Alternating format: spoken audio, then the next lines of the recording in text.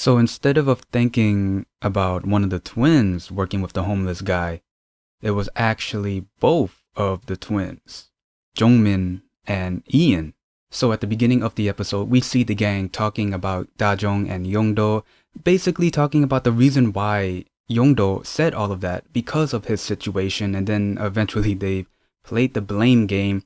It's your fault that Yongdo moved to this building. No, it's your fault that Dajong went out with Jongmin. And to really sum up the relationship between Dajong and Yongdo in this episode, it was awkward. You know, after having their talk on the rooftop in the last episode, things were bound to get awkward. Things were bound to be very distant between them. And again, very awkward, especially that one scene where Dajong was holding two chicken drumsticks. I know that scene was supposed to be serious, but I couldn't help but look at the drumsticks. But then towards the end of the episode, this is where, that closure, this is where they basically got back together when Dajong called Yongdo, hey, if you meant what you said, can you come here? And he went to the location, they have their very nice romantic moment, and they kissed. Now for Ian's story. Now, as much as I love the relationship between Dajong and Yongdo, there are times where it can drag, there are times where their scenes can be filler. But I do like a nice romantic scene, but with Ian's story, it's getting more interesting, more questions, theories, and whatnot. So first, Jinbok and the other cops went inside the apartment house of the homeless guy. One of the cops found blood on a broken picture frame. Jinbok found a secret compartment. Inside that compartment was a little bag of white powder that could have been the drug that the homeless guy used to drug Ian's drink, and he found a bunch of papers. One of the papers read, Red Blood, Red Spatula, March 15, 2003. Those 3 lines was describing a murder that happened in that time.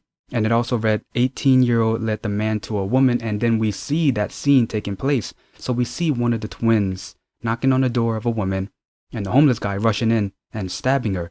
After he stabbed her, he shoved a red spatula in her mouth. So those 3 lines make sense. Red Blood, Red Spatula, March 15, 2003.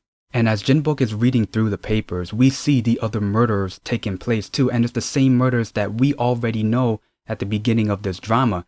But that one murder where the guy was murdered inside a building, it wasn't just one of the twins leading the homeless guy to that person. It was actually one of the twins who told him to go after the homeless guy. Unfortunately, he was murdered. And then on another paper, it says, anyone in my position would have done the same thing. And then we get to the chairwoman giving Ian the recordings. So the first thing that Ian watched was the recording in his apartment when the homeless guy went inside and drugged his drink. The homeless guy basically blaming Ian for the murders of those people. He said, you think I killed these people? No, it was you. So if you think about it, it all started with Ian. And then it heads to March 11th, 2003. We see one of the twins giving the homeless guy money and a book. So basically, the homeless guy was hired to go after these people. But then when the homeless guy figured out that one of the twins sent a guy after him, then he's trying to go after them, he said to him, if you don't kill yourself, the next body will be found at Google building. And then we see Chejun. And then it heads to March 12, 2003. We see both twins talking to each other. One is scared. The other one is calm, cool, and collective. I don't know how can he be that calm, cool, and collective in that type of situation, but dang. But anyway, one is wearing a blue sweatshirt. The other one is wearing a coat. The one who's wearing a coat said, hey, don't be scared. Everything that I done does not compare what you have to do. So again, don't be scared. And all of the people that treated us badly, they're going to be gone. So basically, they hired, just the twin in the coat, they hired a person to kill the people who treated them badly. And the one who was pulling the strings was the one that, hey, I'm going to become a doctor. That's Ian.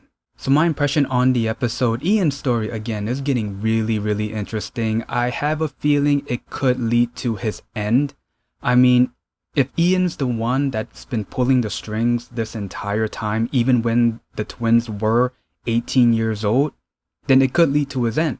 But here's the thing, the homeless guy in the last episode, I think it was the last episode, we saw him walking and then we see him getting run over by a car. We don't know who ran him over, we just know that person was wearing a suit.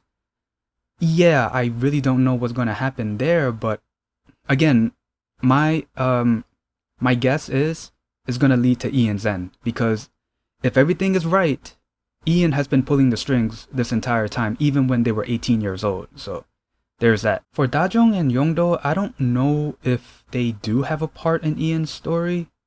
Do they? I mean, I really don't see them playing a part. I mean, the majority of this drama is just seeing their relationship together and with their other friends. And Ian is almost, I've said this before, he's basically the side story, so I really don't see both story intertwine with each other, but that's just my opinion. So anyway, that's pretty much the gist of the episode and my review. If there's anything I might have missed, please leave it in the comments below. Other than that, if you like this video, leave a like, comment down below, and subscribe. See ya!